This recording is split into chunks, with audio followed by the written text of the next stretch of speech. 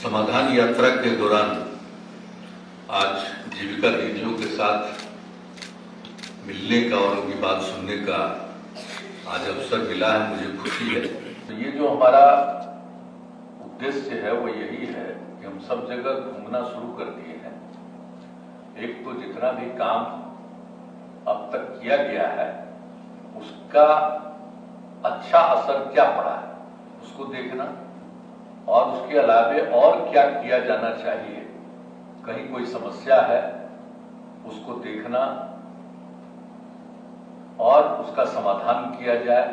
तो इन्हीं सब चीजों के लिए हम यात्रा कर रहे हैं और उसी में हमने जीविका दीदियों के साथ भी एक बैठक रखा है ताकि हम जीविका दीदियों की बात करें। और आपको तो मालूम है ना, जीविका समूह का जो गठन करवाया हमने, तो जीविका नामकरण भी हम नहीं किया है जीविका दीदी। और ये काम जब सब हम आए तो 2006 से ही हमने शुरू करके इसको शुरू करवा दिया। और जो जीविका की दीदियों को हमने अधिकार दिया, इसके लिए हमको जो बाहर से कर्ज लेना पड़ा वो हमसे सब लिया, तो उसको करके और इसको बढ़ाने के बारे में था कि कम से कम 10 लाख समूह और 1 करोड़ से ज्यादा जीविका में दीदियां शामिल हुई। तो इसके लिए प्रयास किए और ये करते करते और अब तो संख्या भी और बढ़ गई।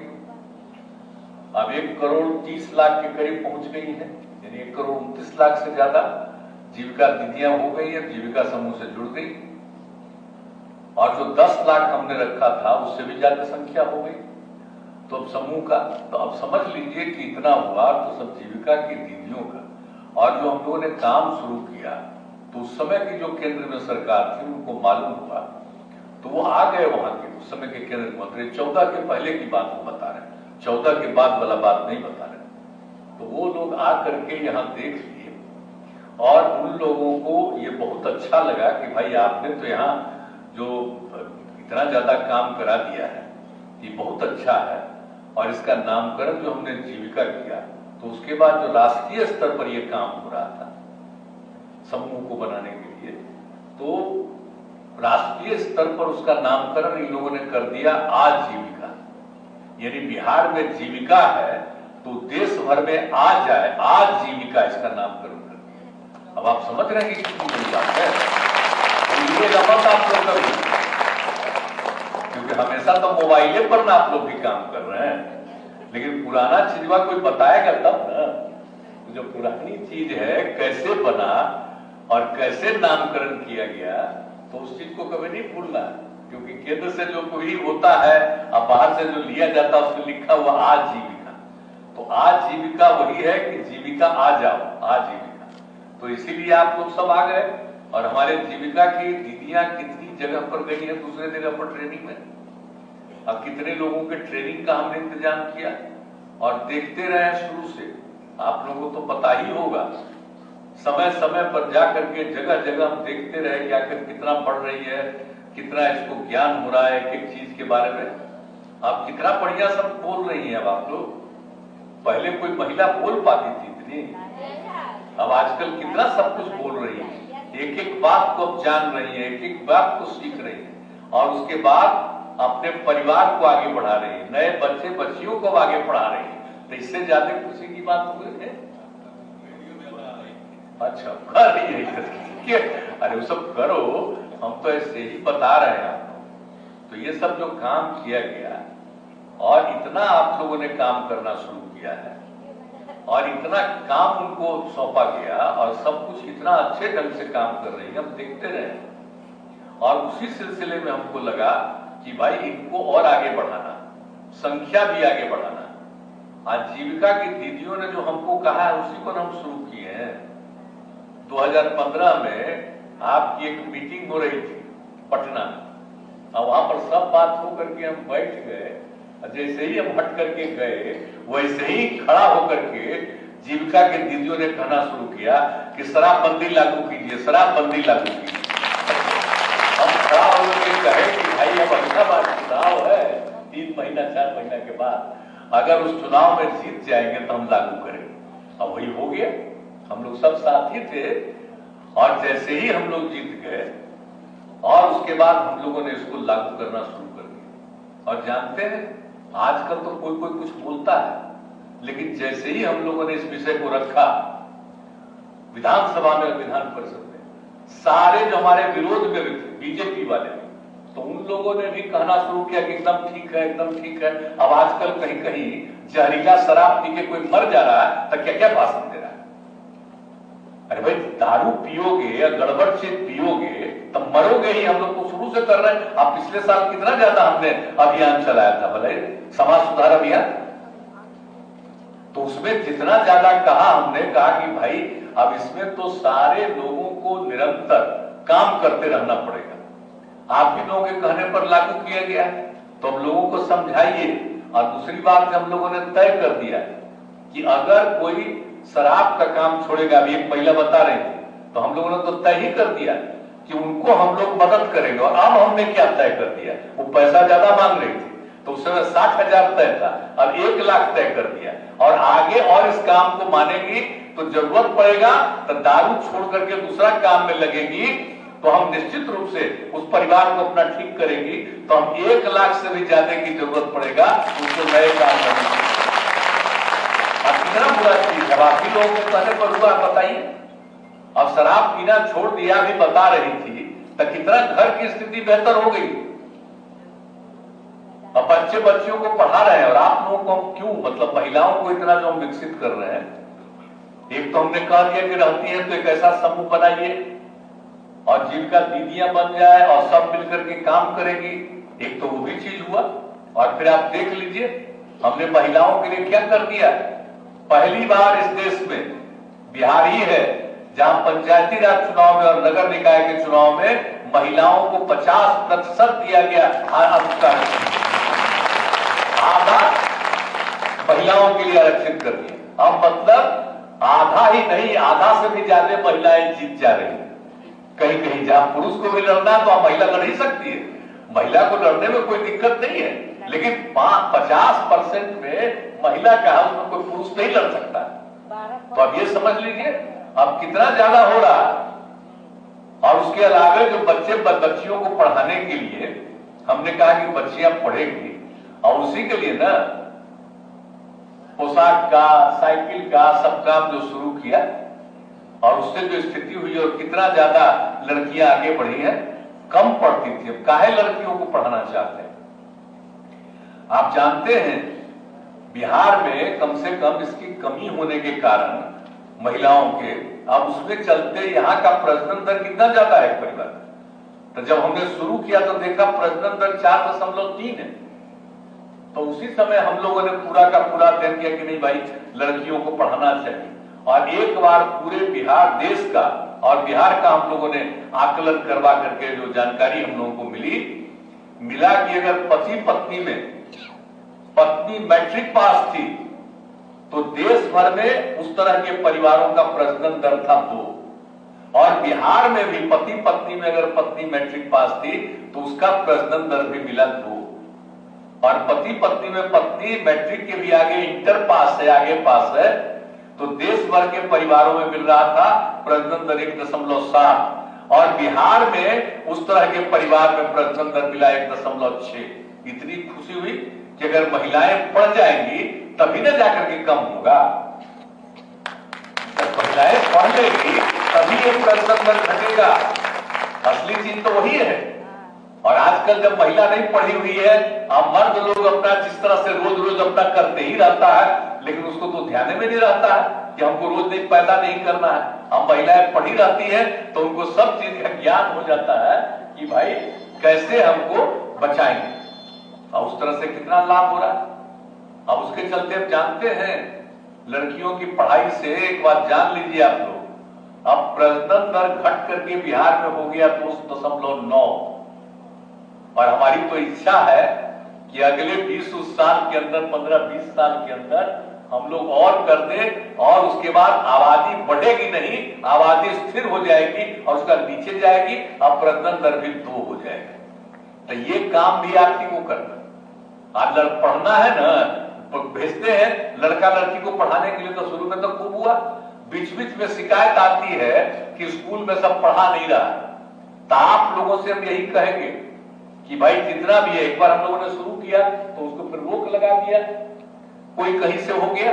हम तो आपको यही कहेंगे कि आप स्कूलों में देखते रहिए, लड़का लड़की तो पढ़ती है स्कूलों में, अब उसमें देख लीजिए कि मास्टर साहब पढ़ा रहे हैं कि नहीं, शिक्षक जो है वो पढ़ा रहे हैं कि नहीं पढ़ा रहे हैं।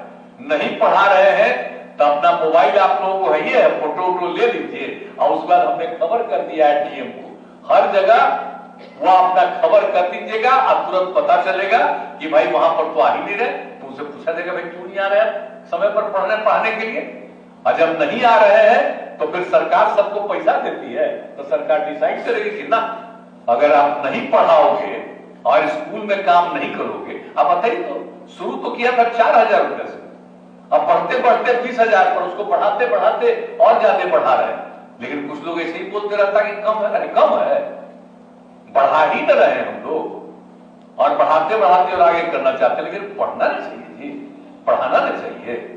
तो उसको देखते रहिए कि अगर कोई पढ़ा रहा है कहीं की नहीं, तो लड़कियां तो लड़के तो पढ़ रहे थे, तो कहीं अगर कोई कमी है तो कमी नहीं आना। तो इसके लिए भी आपसे अनुरोध है कि इस चीज को भी देखिएगा, पूरे तौर पर आप देखिएगा। और सीधे सीधे आई बाल विवाह दहेज प्रथा, इसके लिए भी तो कराया है ना। तो बच्चे बाल विवाह कोई शादी करे, मना करिए कि मत करो। वही बहुत अच्छा बताई कि 50 साल का है, 50 साल का, 15 साल का, तो उसको मना किया और उसका रख लिया, उसका हो गया। तो कितना अच्छा बात है। लड़का का उम्र 21 साल, लड़की का उम्र 18 साल, तभी होना चाहिए 18 वर्ष, तभी शादी होना चाहिए। तो उसके लिए बाल विवाह को रोकने के लिए भी जो हमने चलाया अभियान, उसको एकदम जारी रखें। और दहेज प्रथा के भी खिलाफ, अगर कोई पैसा लेता है, दहेज लेता है, भाई बोलिए तुम्हारा लड़का के ब्याह में पैसा चाहिए, मैंने लड़की की शादी होगी तो लड़की के बाप को पैसा देना है, लड़के के बाप को क्या मतलब है। अगर लड़का का ब्याह नहीं होगा तो उसको कुछ आगे कुछ होगा। असली चीज तो हम सब लोग बैठे हुए हैं, तब मां ने जन्म दिया जी। तो अगर जन्म देती है महिलाएं, तब महिला की शादी होने में पैसा चाहिए, कितनी गलत बात है। कानून तो बना हुआ है, इसे सबको बताना चाहिए कि काहे तुम्हारा शादी होगा, नहीं होगा शादी तुम्हारा, रह जाओ। आज जिसका बाप माता उससे पूछना चाहिए कि तुम्हारा बचवा कैसे पैदा हुआ, तुम्हारी अगर पत्नी नहीं रहती तो तुम्हारा लड़का कहां से पैदा होता। तो इसलिए एक एक बात बताना चाहिए कि भाई इसमें दहेज मत दो। और अगर कोई दहेज लेकर के शादी करता है तो गांव में या कहीं भी पता चले, उसके ब्याह में नहीं जाना चाहिए। तो अपने आप हो जाएगा कि भाई कोई आइए नहीं रहा, तो धीरे धीरे पता चलेगा, पता चल जाएगा कि ये दहेज ले रहा। तो ये भी काम जरूर करिएगा। तो हम पिछली बार तो सब जगह घूम घूम करके एक बार नवी कहेंगे, तो इस बार भी हम आपको कह रहे हैं इन सब चीजों को भी करते रहिएगा, और जो आपको काम मिला उसको करिए, लोगों को और आगे बढ़ाइए, प्रेरित करिए। और आप लोगों को और आगे बढ़ाने के लिए ही हम सुनना चाहते हैं। अभी 2-3 लोगों की बात सुन लिए और तुरंत हमने कहा कि आप इसको बताइए, तो आप सबको धीरे धीरे और बढ़ाया जाएगा, ताकि आप और बेहतर ढंग से काम करें, आपकी आमदनी बढ़े और आप और आगे बढ़ाइए, और समाज तो बेहतर होगा। असली हमारा वही है, हम लोग का मकसद क्या है, बिहार को विकसित करना। और दूसरी बात है कि अब तो शुरू हो गया है, जाति आधारित गणना शुरू हो गया है। तब आप सब लोग ध्यान दीजिएगा, एकदम सही सही आज से शुरू हो गया।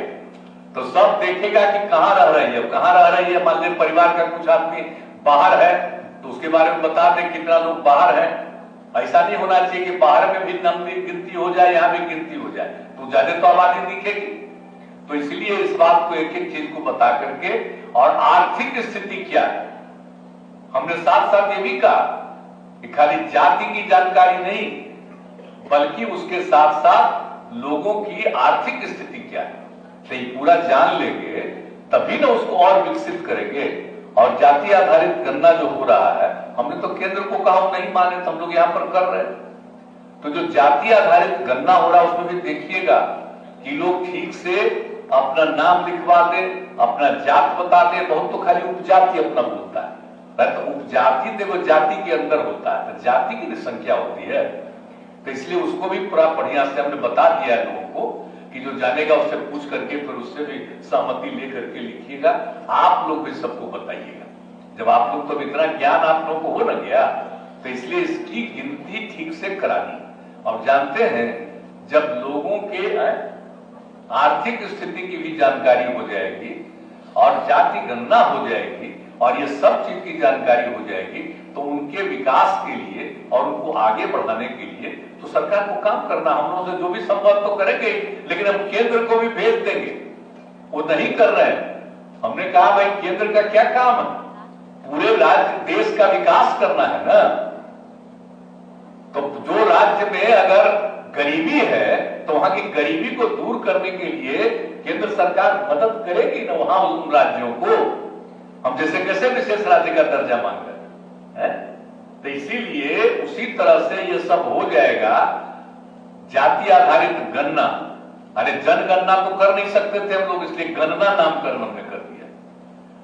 तो एक एक चीज का जहां पूरा का पूरा बता देंगे कि देखो इस तरह से हुआ है, पूरे देश का करिए, सबका लाभ होगा, सब आगे बढ़ेगा। अभी ठीक से मालूम है, तो इसलिए सबका आर्थिक स्थिति का जानकारी है। अभी हम घूम रहे हैं सब जगह तो बताता है, इसलिए बताता है कि देखिए यहां पर सड़क नहीं बना है, तो यहां पर ये नहीं हुआ। ये सब मालूम होने पर ही ना सब काम होगा।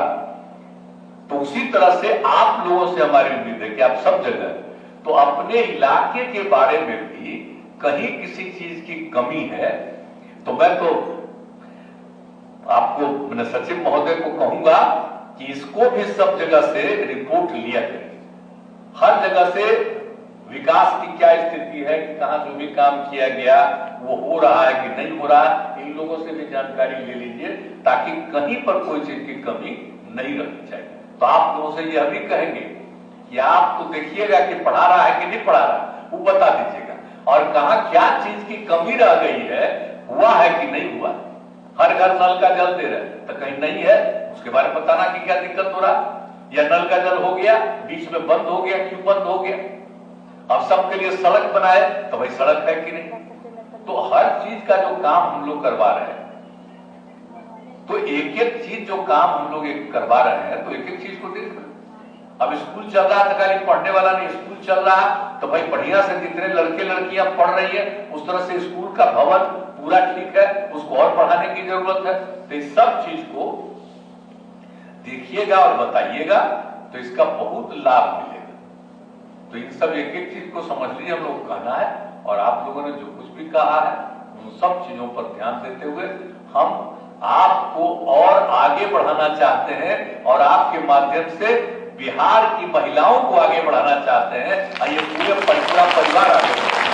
अरे महिलाएं आगे बढ़ेगी तभी ना परिवार आगे बढ़ेगा, खाली मर्द के आगे बढ़ने से होता है।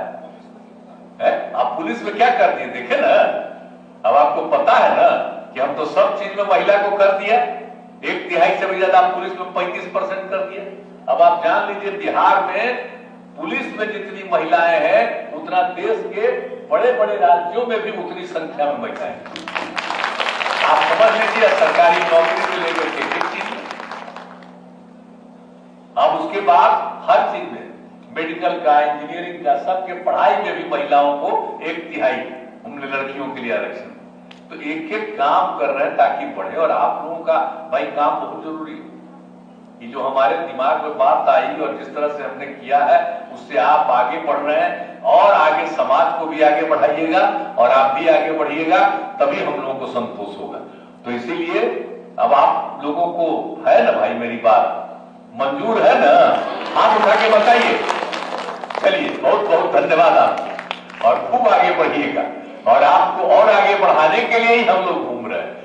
तो ठीक है, बहुत बहुत धन्यवाद और नए साल का मुबारकबाद आपको।